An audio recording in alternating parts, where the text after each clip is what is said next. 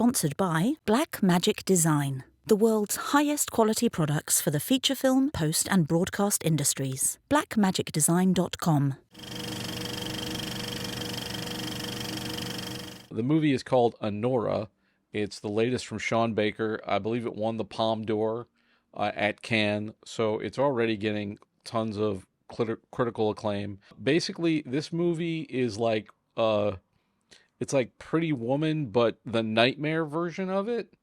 And I described in my review of it, I described the experience of the film as sort of being grabbed by the lapels and thrown through a plate glass window, only to find you're not dead, but you've hit the ground and you're banged up and bruised, but you were like only on the first floor, so you're still like really exhilarated that you're alive. That was the experience of it, and it's got some great performance. It's very performance driven. I think that's what we're going to see a lot of in these movies that we're talking about, is like performance-driven dramas and real like indie films. This movie, the main character Annie, who's also, her full name is Anora, but she goes by Annie, played by Mikey Madison, who I saw in the new Natalie Portman streaming series on Apple TV. I think it's called Lady in the Lake, where she plays like a teenager in that.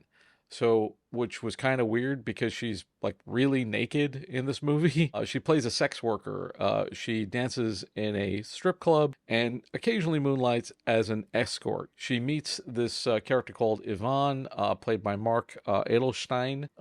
He's the son of like a Russian oligarch, but maybe a gangster, like maybe does some illegal stuff. We don't know. He kind of hires her to be his girlfriend for a week, and it's a wild ride of booze and drugs and parties and nightclubs, and it all sort of culminates in this trip to Las Vegas where these two young people decide to get married so that Yvonne can become a U.S. citizen. And then once they're married, she quits her job at the club. She's living with her new husband in their big mansion, and then everything goes to hell when his parents find out about the marriage.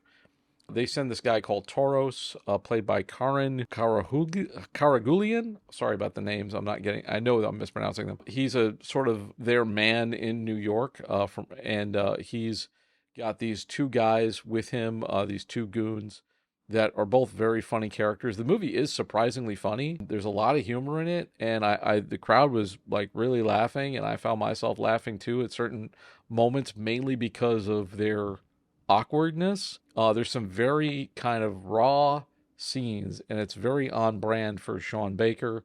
He's done movies about, he does movies with a lot of non-actors, Florida Project and Tangerine. But this is really kind of raw and real, and the performances are really excellent. They're very, very good, and they're very realistic. It's like this is how real people would act in this situation.